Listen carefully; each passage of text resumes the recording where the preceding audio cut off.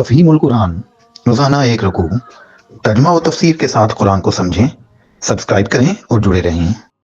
والذین هاجروا فی اللہ من بعد ما ظلموا لنبوئنہم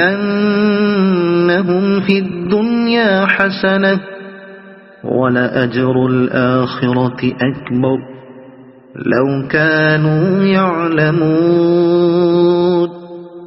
الَّذِينَ صَبَرُوا وَعَلَى رَبِّهِمْ يَتَوَكَّلُونَ۔ جو لوگ ظلم سہنے کے بعد اللہ کی خاطر ہجرت کر گئے ہیں ان کو ہم دنیا ہی میں اچھا ٹھکانہ دیں گے اور آخرت کا اجر تو بہت بڑا ہے۔ کاش جان لیں وہ مظلوم جنہوں نے صبر کیا ہے اور جو اپنے رب کے بھروسے پر کام کر رہے ہیں کہ کیسا اچھا انجام ان کا منتظر ہے۔ آخرت کا اجر تو بہت بڑا ہے۔ یہ اشارہ ہے ان مہاجرین کی طرف جو کفار کے ناقابل برداشت مظالم سے تنگ آ کر مکے سے حبش کی طرف ہجرت کر گئے تھے۔ منکرین آخرت کی بات کا جواب دینے کے بعد یکایک مہاجرین حبشہ کا ذکر چھیڑ دینے میں ایک لطیف نکتہ پوشیدہ ہے۔ اس سے مقصود کفار کو متنبہ کرنا ہے کہ ظالموں یہ جفاکاریاں کرنے کے بعد اب تم سمجھتے ہو کہ کبھی تم سے باز پرس اور مظلوموں کی دادرسی کا وقت ہی نہ آئے گا۔ وَمَا أَرْسَلْنَا مِن قَبْلِكَ إِلَّا رِجَالًا نُوحِي إِلَيْهِمْ فَاسْأَلُوا أَهْلَ الذِّكْرِ إِن كُنتُمْ لَا تَعْلَمُونَ۔ اے محمد، ہم نے تم سے پہلے بھی جب کبھی رسول بھیجے ہیں آدمی ہی بھیجے ہیں جن کی طرف ہم اپنے پیغامات وحی کیا کرتے تھے۔ اہل ذکر سے پوچھ لو اگر تم لوگ خود نہیں جانتے۔ پیغامات وحی کیا کرتے تھے۔ یہاں مشرکین مکہ کے ایک اعتراض کو نقل کیے بغیر اس کا جواب دیا جا رہا ہے۔ اعتراض وہی ہے جو پہلے بھی تمام انبیاء پر ہو چکا تھا اور نبی صلی اللہ علیہ وسلم کے معاصرین نے بھی آپ پر بارہا کیا تھا کہ تم ہماری ہی طرح کے انسان ہو، پھر ہم کیسے مان لیں کہ خدا نے تم کو پیغمبر بنا کر بھیجا ہے۔ اہل ذکر سے یعنی علماء اہل کتاب اور وہ دوسرے لوگ جو چاہے سکہ بند علماء نہ ہوں مگر بہرحال کتب آسمانی کی تعلیمات سے واقف اور انبیاء سابقین کے سرگزشت سے آگاہ ہوں۔ بالبینات والزبر وَأَنزَلْنَا إِلَيْكَ الذِّكْرَ لِتُبَيِّنَ لِلنَّاسِ مَا نُزِّلَ إِلَيْهِمْ وَلَعَلَّهُمْ يَتَفَكَّرُونَ۔ پچھلے رسولوں کو بھی ہم نے روشن نشانیاں اور کتابیں دے کر بھیجا تھا، اور اب یہ ذکر تم پر نازل کیا ہے تاکہ تم لوگوں کے سامنے اس تعلیم کی تشریح و توضیح کرتے جاؤ جو ان کے لیے اتاری گئی ہے، اور تاکہ لوگ خود بھی غور و فکر کریں جو ان کے لیے اتاری گئی ہے۔ تشریح و توضیح صرف زبان ہی سے نہیں بلکہ اپنے عمل سے بھی، اور اپنی رہنمائی میں ایک پوری مسلم سوسائٹی کی تشکیل کر کے بھی، اور ذکر الہی کے منشا کے مطابق اس کے نظام کو چلا کر بھی۔ اس طرح اللہ تعالیٰ نے وہ حکمت بیان کر دی ہے جس کا تقاضا یہ تھا کہ لازماً ایک انسان ہی کو پیغمبر بنا کر بھیجا جائے۔ ذکر فرشتوں کے ذریعے سے بھی بھیجا جا سکتا تھا، براہ راست چھاپ کر ایک ایک انسان تک بھی پہنچایا جا سکتا تھا، مگر محض ذکر بھیج دینے سے وہ مقصد پورا نہیں ہو سکتا تھا جس کے لیے اللہ تعالیٰ کی حکمت اور رحمت و ربوبیت اس کی تنزیل کے متقاضی تھی۔ اس مقصد کی تکمیل کے لیے ضروری تھا کہ اس ذکر کو ایک قابل ترین انسان لے کر آئے، وہ اس کو تھوڑا تھوڑا کر کے لوگوں کے سامنے پیش کرے، جن کی سمجھ میں کوئی بات نہ آئے اس کا مطلب سمجھائے، جنہیں کچھ شک ہو ان کا شک رفع کرے، جنہیں کوئی اعتراض ہو ان کے اعتراض کا جواب دے، جو نہ مانے اور مخالفت اور مداہمت کرے ان کے مقابلے میں وہ اس طرح کا رویہ برت کر دکھائے جو اس ذکر کے حاملین کی شان کے شایع ہے، جو مان لے انہیں زندگی کے ہر گوشے اور ہر پہلو کے متعلق ہدایات دے، ان کے سامنے خود اپنی زندگی کو نمونہ بنا کر پیش کرے اور ان کو انفرادی و اجتماعی تربیت دے کر ساری دنیا کے سامنے ایک ایسی سوسائٹی کو بطور مثال رکھ دے جس کا پورا اجتماعی نظام ذکر کے منشا کی شرح ہو۔ یہ آیت جس طرح ان منکرین نبوت کی حجت کے لیے قاطع تھی جو خدا کا ذکر بشر کے ذریعے سے آلے کو نہیں مانتے تھے، اسی طرح آج یہ ان منکرین حدیث کی حجت کے لیے بھی قاطع ہے جو نبی کی تشریح و توضیح کے بغیر صرف ذکر کو لے لینا چاہتے ہیں۔ وہ خواہ اس بات کے قائل ہوں کہ نبی نے تشریح و توضیح کچھ بھی نہیں کی تھی، صرف ذکر پیش کر دیا تھا، یا اس کے قائل ہوں کہ ماننے کے لائق صرف ذکر ہے نہ کہ نبی کی تشریح، یا اس کے قائل ہوں کہ اب ہمارے لیے صرف ذکر کافی ہے، نبی کی تشریح کی کوئی ضرورت نہیں، یا اس بات کے قائل ہوں کہ اب صرف ذکر ہی قابل اعتماد حالت میں باقی رہ گیا ہے، نبی کی تشریح یا تو باقی ہی نہیں رہی یا باقی ہے بھی تو بھروسے کے لائق نہیں ہے۔ غرض ان چاروں باتوں میں سے جس بات کے بھی وہ قائل ہوں، ان کا مسلک بہرحال قرآن کی اس آیت سے ٹکراتا ہے۔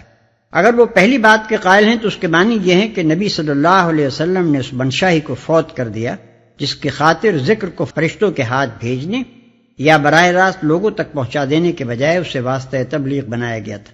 اور اگر وہ دوسری یا تیسری بات کے قائل ہیں تو اس کا مطلب یہ ہے کہ اللہ میاں نے معاذ اللہ یہ فضول حرکت کی کہ اپنا ذکر ایک نبی کے ذریعے سے بھیجا، کیونکہ نبی کی آمد کا حاصل بھی وہی ہے جو نبی کے بغیر صرف ذکر کے مطبوعہ شکل میں نازل ہو جانے کا ہو سکتا تھا۔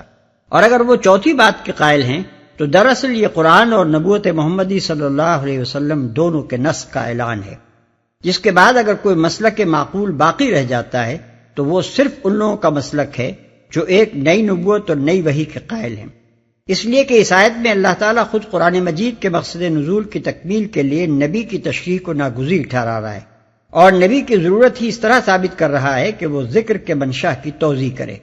اب اگر منکرین حدیث کا یہ قول صحیح ہے کہ نبی کی توضیح و تشریح دنیا میں باقی نہیں رہی ہے تو اس کے دو نتیجے کھلے ہوئے ہیں۔ پہلا نتیجہ یہ ہے کہ نمونہ اتباع کی حیثیت سے نبوت محمدی صلی اللہ علیہ وسلم ختم ہو گئی، اور ہمارا تعلق محمد صلی اللہ علیہ وسلم کے ساتھ صرف اس طرح کا رہ گیا جیسا ہود اور صالح اور شعیب علیہ السلام کے ساتھ ہے کہ ہم ان کی تصدیق کرتے ہیں، ان پر ایمان لاتے ہیں، مگر ان کا کوئی اسوہ ہمارے پاس نہیں ہے جس کا ہم اتباع کریں۔ یہ چیز نئی نبوت کی ضرورت آپ سے آپ ثابت کر دیتی ہے۔ صرف ایک بے وقوف ہی اس کے بعد ختم نبوت پر اصرار کر سکتا ہے۔ دوسرا نتیجہ یہ ہے کہ اکیلا قرآن نبی کی تشریح و تبیین کے بغیر خود اپنے بھیجنے والے کے قول کے مطابق ہدایت کے لیے ناکافی ہے۔ اس لیے قرآن کے ماننے والے خواہ کتنے ہی زور سے چیخ چیخ کر اسے بجائے خود کافی قرار دیں، مدعی سست کی حمایت میں گواہان چست کی بات ہرگز نہیں چل سکتی، اور ایک نئی کتاب کے نزول کی ضرورت آپ سے آپ خود قرآن کی روح سے ثابت ہو جاتی ہے۔ قاتلہم اللہ۔ اس طرح یہ لوگ حقیقت میں انکار حدیث کے ذریعے سے دین کی جڑ کھود رہے ہیں۔ أَفَأَمِنَ الَّذِينَ مَكَرُوا السَّيِّئَاتِ أَن يَخْسِفَ اللَّهُ بِهِمُ الْأَرْضَ أَوْ يَأْتِيَهُمُ الْعَذَابُ مِنْ حَيْثُ لَا يَشْعُرُونَ أَوْ يَأْخُذَهُمْ فِي تَقَلُّبِهِمْ فَمَا هُمْ بِمُعْجِزِينَ أَوْ يَأْخُذَهُمْ عَلَى تَخَوُّفٍ فَإِنَّ رَبَّكُمْ لَرَؤُوفٌ رَحِيمٌ۔ پھر کیا وہ لوگ جو دعوت پیغمبر کی مخالفت میں بدتر سے بدتر چالیں چل رہے ہیں اس بات سے بالکل ہی بے خوف ہو گئے ہیں کہ اللہ ان کو زمین میں دھسا دے یا ایسے گوشے سے ان پر عذاب لے آئے جدھر سے اس کے آنے کا ان کو وہم و گمان تک نہ ہو، یا اچانک چلتے پھرتے ان کو پکڑ لے، یا ایسی حالت میں انہیں پکڑے جبکہ انہیں خود آنے والی مصیبت کا کھٹکا لگا ہوا ہو اور وہ اس سے بچنے کی فکر میں چوکنے ہوں۔ وہ جو کچھ بھی کرنا چاہے یہ لوگ اس کو عاجز کرنے کی طاقت نہیں رکھتے۔ حقیقت یہ ہے کہ تمہارا رب بڑا ہی نرم خو اور رحیم ہے۔ أَوَلَمْ يَرَوْا إِلَى مَا خَلَقَ اللَّهُ مِن شَيْءٍ يَتَفَيَّأُ ظِلَالُهُ عَنِ الْيَمِينِ وَالشَّمَائِلِ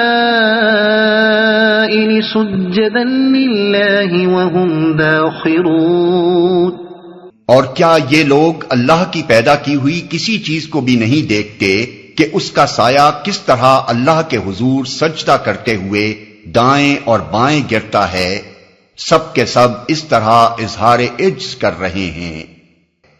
یعنی تمام جسمانی اشیاء کے سائے اس بات کی علامت ہیں کہ پہاڑ ہوں یا درخت، جانور ہوں یا انسان، سب کے سب ایک ہماگیر قانون کی گرفت میں جکڑے ہوئے ہیں۔ سب کی پیشانی پر بندگی کا داغ لگا ہوا ہے۔ الوہیت میں کسی کا کوئی ادنا حصہ بھی نہیں ہے۔ سایہ پڑنا ایک چیز کے مادی ہونے کی کھلی علامت ہے، اور مادی ہونا بندہ و مخلوق ہونے کا کھلا ثبوت۔ آیت سجدہ وَلِلَّهِ يَسْجُدُ مَا فِي السَّمَاوَاتِ وَمَا فِي الْأَرْضِ مِن دَابَّةٍ وَالْمَلَائِكَةُ وَهُمْ لَا يَسْتَكْبِرُونَ يَخَافُونَ رَبَّهُم مِّن فَوْقِهِمْ وَيَفْعَلُونَ مَا يُؤْمَرُونَ۔ زمین اور آسمانوں میں جس قدر جاندار مخلوقات ہیں اور جتنے ملائکہ ہیں، سب اللہ کے آگے سربسجود ہیں۔ وہ ہرگز سرکشی نہیں کرتے، اپنے رب سے جو ان کے اوپر ہے ڈرتے ہیں، اور جو کچھ حکم دیا جاتا ہے اسی کے مطابق کام کرتے ہیں۔ سب اللہ کے آگے سربسجود ہیں۔ یعنی زمین ہی کے نہیں، آسمانوں کی بھی وہ تمام ہستیاں جن کو قدیم زمانے سے لے کر آج تک لوگ دیوی دیوتا اور خدا کے رشتہ دار ٹھہراتے آئے ہیں، دراصل غلام اور تابع دار ہیں۔ ان میں سے بھی کسی کا خداوندی میں کوئی حصہ نہیں۔ ضمناً اس آیت سے ایک اشارہ اس طرف بھی نکل آیا کہ جاندار مخلوقات صرف زمین ہی میں نہیں ہیں بلکہ عالم بالا کے سیاروں میں بھی ہیں۔ یہی بات سورہ شورى آیت 29 میں بھی ارشاد ہوئی ہے۔ اگر آپ کو یہ ویڈیو پسند آئی ہو تو اسے لائک کریں، دوسروں تک پہنچانے کے لیے شیئر کریں، اور مزید ایسی ہی معلوماتی ویڈیوز کے لیے ہمارے چینل عبد المالک ہاشمی کو سبسکرائب ضرور کریں۔ نئی اپڈیٹس کے لیے بیل آئیکن دبائیں تاکہ آپ کو ہماری ہر نئی ویڈیو بر وقت مل سکے۔ آپ کی حوصلہ افزائی ہمیں مزید بہترین مواد بنانے میں مدد دے گی۔ شکریہ۔